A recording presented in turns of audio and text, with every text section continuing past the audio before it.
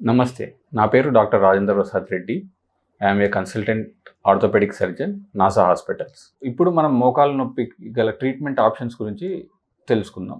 So మోకాలు నొప్పి treatment అనేది పేషెంట్ యొక్క వయస్సు, పేషెంట్ యొక్క నొప్పి తీవ్రత, తర్వాత పేషెంట్ యొక్క నొప్పి గల కారణాలు బట్టి ఉంటుంది. దీన్ని మనము చూసుకుంటే 2 విధాలుగా చూడొచ్చు. ఒకటి సర్జరీ, ఇంకొకటి సర్జరీ లేకుండా. మొదటగా ఏ పేషెంట్‌కైనా మనం సర్జరీ లేకుండా ట్రీట్మెంట్ ఇస్తాము. అందులో ఫస్ట్ థింగ్ వచ్చేసి మనం ఫిజియోథెరపీ అడ్వైస్ చేస్తాం. సో మోకాలికి కొన్ని వ్యాయామాలు అడ్వైస్ చేస్తాం.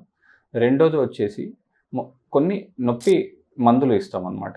మూడోది వచ్చేసి మోకాల్లో కొన్ని ఇంజెక్షన్స్ ఇస్తామన్నమాట. అది గుజ్జు ఇంజెక్షన్స్ కానీ, స్టిరాయిడ్ ఇంజెక్షన్స్ కానీ, పీఆర్పీ ఇంజెక్షన్స్ కానీ అవి ఇస్తామన్నమాట. ఇవన్నీ కూడా పనిచేయనప్పుడు పేషెంట్‌కి సర్జికల్ ట్రీట్మెంట్ అనేది అడ్వైస్ చేస్తాం. సో పేషెంట్ నొప్పి యొక్క కారణాలను బట్టి పేషెంట్‌కి ఆర్థ్రోస్కోపియా లేకపోతే రీప్లేస్మెంట్ సర్జరీయా, సో నాన్ సర్జికల్ ట్రీట్మెంట్ అనేది ఫెయిల్ అయినప్పుడు సర్జికల్ ట్రీట్మెంట్ అడ్వైస్ చేస్తాము. సర్జికల్ ట్రీట్మెంట్‌లో తీసుకొనొస్తే అది ఎయిదర్ ఆర్థ్రోస్కోపీ సర్జరీ అయి ఉండొచ్చు, లేదా ఇప్పుడు మోకాళ్ళ అరుగుదల ఉన్న వాళ్ళలో నీ రీప్లేస్మెంట్ అయినా అయి ఉండొచ్చు.